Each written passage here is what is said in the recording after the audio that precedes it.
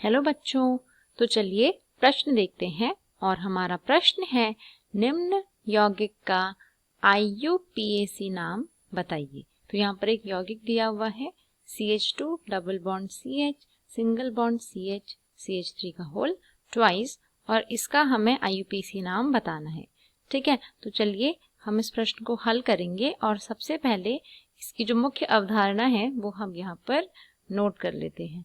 तो यह जो प्रश्न है यह IUPAC से है, तो इसीलिए हम इसकी जो मुख्य अवधारणा है वो यहाँ पर नोट कर सकते हैं, IUPAC। ठीक है, चलिए तो सबसे पहले हम ये जो बना हुआ है यहाँ पर यौगिक, ये यौगिक का पूरा जो इसकी संरचना होगी वो यहाँ पर बना लेते हैं। तो ये कुछ इस तरीके से है, CH3 double bond CH single bond CH और इस पे 2 CH3 इस तरीके से।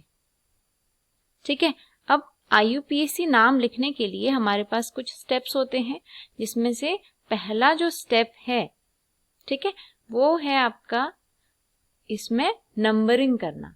ठीक है, यानी कि जो कार्बन की सबसे लंबी श्रृंखला है उसको आपको क्या करना है, संख्या देना है। तो सबसे पहला स्टेप मैं यहाँ पर लिख देती हूँ, संख्या देना।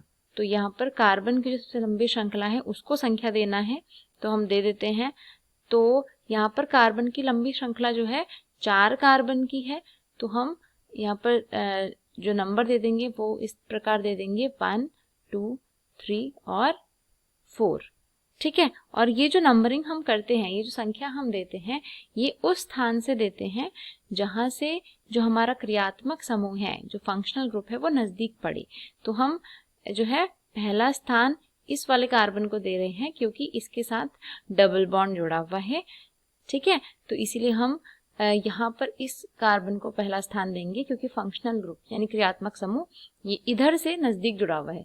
जबकि अगर हम इधर से पहला नंबर इस कार्बन को देते, ठीक है, तो क्या होता, देखिए जो यहाँ पर फंक्शनल ग्रुप है वो फिर दूसरे नंबर पे जुड़ जाता, और जो फंक्शनल ग्रुप है इधर से वो ये CH3 ग्रुप है।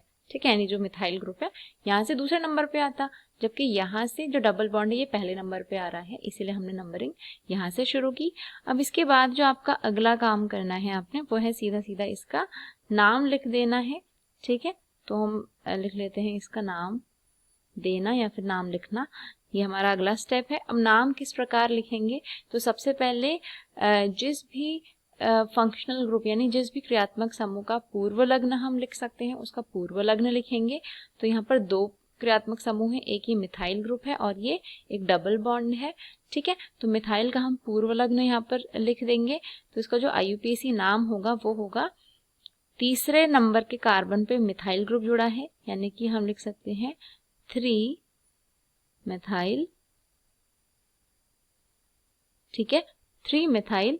और इसके बाद अगर हम देखते हैं तो 4 कार्बन की पूरी श्रृंखला है, यानी कि